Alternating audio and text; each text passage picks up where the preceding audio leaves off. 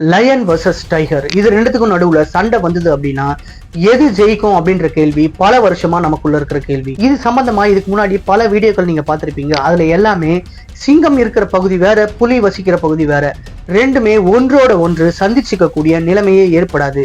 In case தப்பி தவறி அப்படி சந்திக்கக்கூடிய வாய்ப்பு ஏற்பட்டாலும் அதனுடைய ஹெல்த் கண்டிஷன், ஏஜ், சிச்சுவேஷனை பொறுத்து தான் இந்த போட்டியோட வெற்றி தோல்விகள் அமையும் அப்படின்ற மாதிரியான பதில தான் சொல்லியிருப்பாங்க. பட் இன்னைக்கு நான் அந்த மாதிரி ஒரு பொதுவான பதில சொல்ல போறது இல்லை. எது வின் பண்ணும் அப்படின்ற உண்மையை ஆதாரத்தோட சொல்ல போறேன். ஃபர்ஸ்ட் புலியை பார்த்தோம் அப்படின்னா ஒரு முழுசா வளர்ந்த சைபீரியன் டைகர் 13 அடி நீளமும் 360 கிலோ வரைக்கும் கூட இடம் இருக்கும். பார்க்கறதுக்கு ரொம்பவே பெருசா பிரம்மாண்டமா இருக்கும்.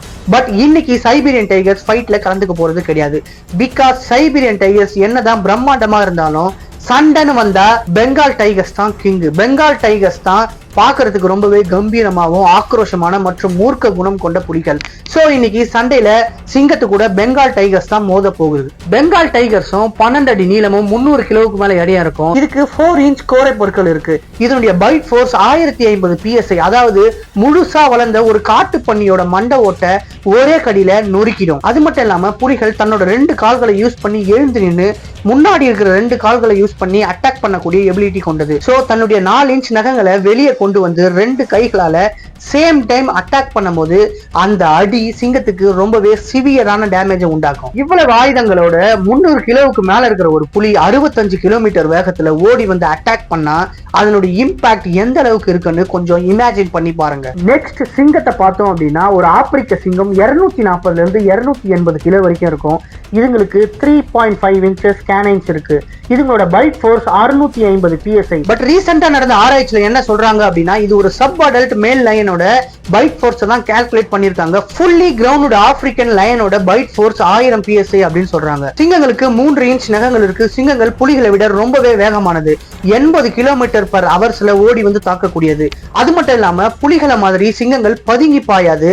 களத்துல எதிரிகளை ஃபேஸ் டு ஃபேஸ் சந்திக்கக்கூடிய மிருகம் தான் சிங்கம். இதுதான் இந்த மிருகங்களோட வெப்பன்ஸ் அண்ட் அட்வான்டேஜஸ் அப்படின்னு பார்க்கும்போது சிங்கத்தை விட புலிகள் தான் கொஞ்சம் அட்வான்டேஜ்ல இருக்கு.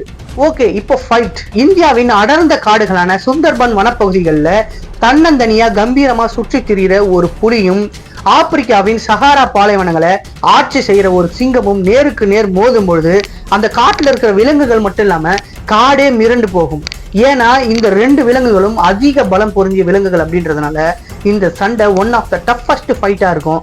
அது மட்டும் இல்லாம இந்த சண்டை ரொம்ப நேரம் நீடிக்கும். ஒரு கட்டத்துக்கு மேல ஆப்பிரிக்க சிங்கத்தை சாகடிக்கிறது அப்படின்றது நடக்காத காரியம் அப்படின்னு புலி உணரும். அதே மாதிரி ஒரு புலியை சாகடிக்கிறதுன்றது முடியாத காரியம்னு சிங்கமும் ரியலைஸ் பண்ணும். சோ எதுவுமே எதாலையும் சாகடிக்க முடியாது.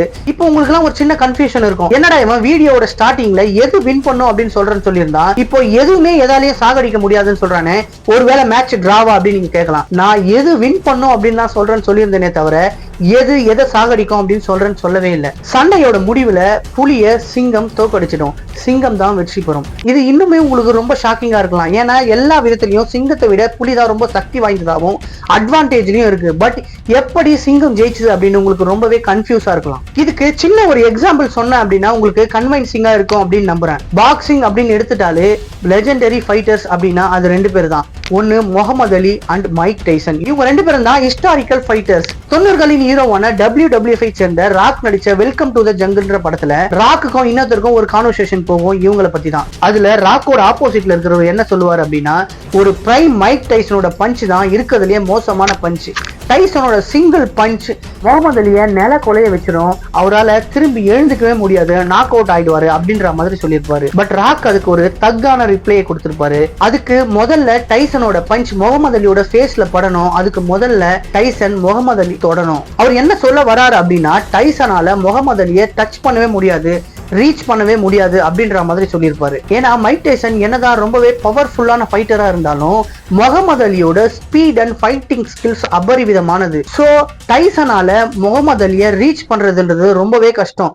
அதே சமயம் முகமது அலி டைசனை நாக் அவுட் பண்ண முடியுமா அப்படின்றது கேள்விக்குறி தான். பட் சண்டையோட இறுதியில கண்டிப்பா முகமது அலி தான் வின்னரா இருப்பாரு. கிட்டத்தட்ட இதே மாதிரியான ஒரு நிலைமை தான் இந்த 2 விலங்குகளுக்கு நடுவுல சண்டை வந்தா. புலி என்னதான் சக்தி வாய்ந்த ரொம்பவே பவர்ஃபுல்லான அனிமலா இருந்தாலும் line is a born fighter, ஒரு வாரியர் மாதிரி. சிங்கம் சண்டை போடுறதுக்காகவே பிறந்த விலங்கு.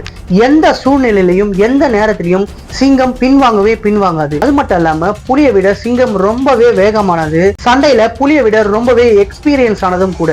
சோ சிங்கத்தோட வேகத்துக்கு புலியால ஈடு கொடுக்க முடியாது. இயற்கையாவே புலிகள் பின்வாங்கக்கூடிய மனநிலை கொண்ட விலங்குகள் அப்படின்னு ரெக்கார்ட்ஸ்ல இருக்கு. புலிகள் சண்டையா இருந்தாலும் சரி வேட்டையா இருந்தாலும் சரி ரொம்ப ரிஸ்க் எடுத்து அட்டன் பண்ணாது, பின்வாங்கிடும். சோ நீண்ட நேர சண்டைக்கு அப்புறம் பின்வாங்கக்கூடிய மனநிலை கொண்ட புலிகள் சண்டையில இருந்து பின்வாங்கிடும். ரெண்டு பேருக்கு நடுவுல சண்டை நடக்கும்போது யார் யாரை கொல்றாங்களோ அவங்க மட்டும் தான் வின்னர் அப்படின்றது கிடையாது. அதிகப்படியான காயங்களோட சண்டையில இருந்து பின்வாங்குறதும் ஒரு விதமான தோல்விதான். அந்த மாதிரி பின்வாங்கக்கூடிய மனநிலை கொண்ட புலிகள் ஒரு கட்டத்துக்கு மேல சண்டையில இருந்து பின்வாங்கிடும். விடாமுயற்சியோட மன வலிமையும் போர் குணமும் கொண்ட சிங்கம் சண்டையில கடைசியா வெற்றி பெறும்.